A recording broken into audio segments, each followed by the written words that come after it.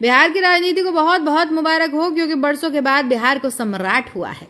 आखिर नीतीश कुमार ने सीएम पद का पीछा छोड़ ही दिया और नई सरकार के नए मुख्यमंत्री को मौका दे दिया। ये कोई छोटी मोटी बात नहीं है।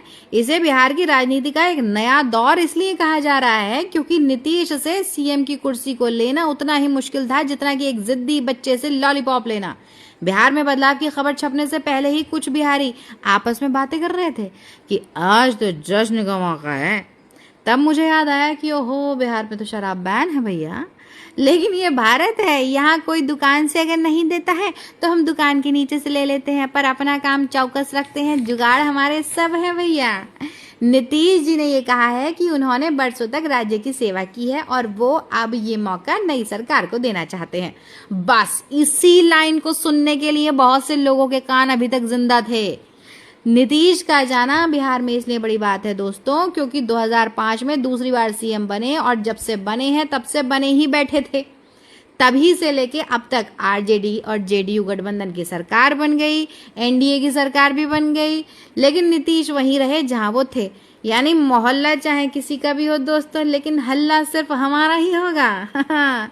बहुत से लोगों ने बहुत जोर से ये चाहा था कि नीतीश सीएम की कुर्सी से अगर अपनी तशरीफ को हटाएं तो हम अपनी रख दें, लेकिन उन्होंने ये मौका किसी को दिया ही नहीं। नीतीश का बार बार इधर से उधर जाने वाला जो प्रथा थी उसे लोटे के दिन भी बदल गए, क्योंकि उसे सम्मान मिलने लगा। और ऐसा इसलिए हुआ क्योंकि बिना पेंदी का लोटा नहीं बल्कि नीतीश हो गए थे, लोग ऐसा कहने लगे थे।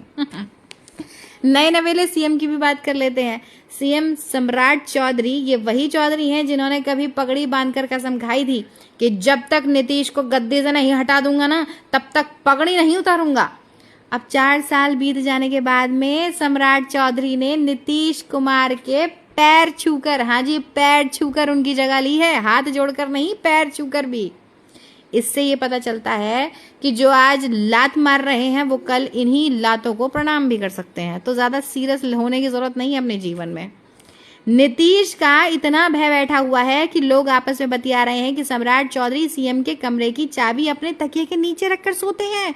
उन्हें डर लगता है कि कहीं ऐसा ना हो जाए कि सुबह कमरा खुले और नीतीश कुमार ही सीएम की कुर्सी पर बैठकर बोल रहे हो, स्वागत नहीं करोगे हमारा।